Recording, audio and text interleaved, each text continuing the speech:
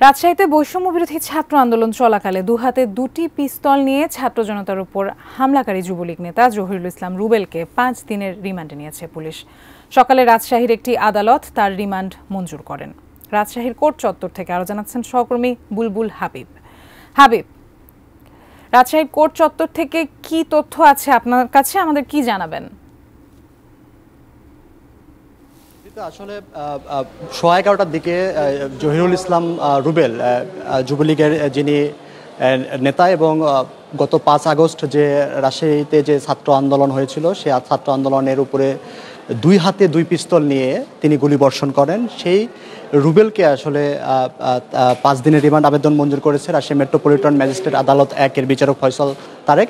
এখানে আমাকে আসলে জানানো হয়েছিল যে এখান থেকে বোয়ালিয়া থানা পুলিশ ওসি তার সাথে কথা বলেছি। তিনি আমাকে বলেছেন যে আসলে তার নামে যেহেতু 6টি মামলা রয়েছে, হত্যা চেষ্টা এবং বিস্ফোরক দ্রব্য আইনে 6টি মামলা হয়েছে তার নামে, তার মধ্যে 2টি হচ্ছে হত্যা মামলা। কারণ গত 5 আগস্টের যে ছাত্র জনতার উপরে যে আওয়ামী এবং যুবলীগের যে আক্রমণ ছিল সেখানে আসলে 2 জন নিহত হয়েছিলেন, সাকিব আঞ্জুম তিনি বরেন্দ্র বিশ্ববিদ্যালয়ের শিক্ষার্থী এবং রাজশাহী কলেজের শিক্ষার্থী আলী রায়হান। তো এই 2টি হত্যা মামলায় আসলে বোয়ালিয়া থানায় হয়েছে এবং 6টি মামলায় তাকে গ্রেপ্তার করা হয়েছিল। তার মধ্যে 6টি মামলায় তাকে গ্রেপ্তার দেখানো হয়েছে, তার মধ্যে আলী রায়হান হত্যা মামলায় তাকে 5 দিনের রিমান্ড আবেদন মঞ্জুর করেছে আদালত, এমনটি কিন্তু তিনি জানিয়েছেন। শিয়া বাটার ও ভিটামিন ই সমৃদ্ধ lily glam beauty soap, lily always beautiful. এর আগে আপনাকে একটু জানিয়ে রাখি যে আসলে এই রুবেলের বিরুদ্ধে কিন্তু রাজশাহীতে আগে থেকে 8টি মামলা রয়েছিল। তার বিরুদ্ধে সে আসলে শীর্ষ সন্ত্রাসী ছিল এবং এখানে অঞ্চলে ক্যাডার হিসেবে পরিচিত ছিল এবং তার নামে অন্যের জমি দখল,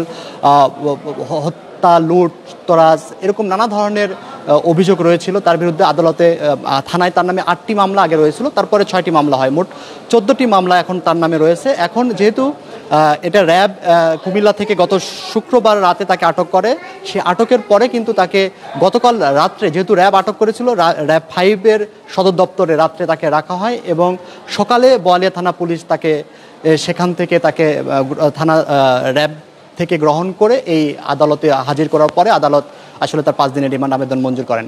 এখন যে বিষয়টি আমাকে আসলে বলেছেন যে হলো তার বিরুদ্ধে আসলে এই 5 দিনের রিমান্ড আবেদন যে নেওয়া হয়েছে সেখান থেকে আসলে পুলিশ কমিশনারের সাথে আমি কথা বলেছি, মোহাম্মদ আবু সুফিয়ান, তিনি নতুন যোগদান করেছেন।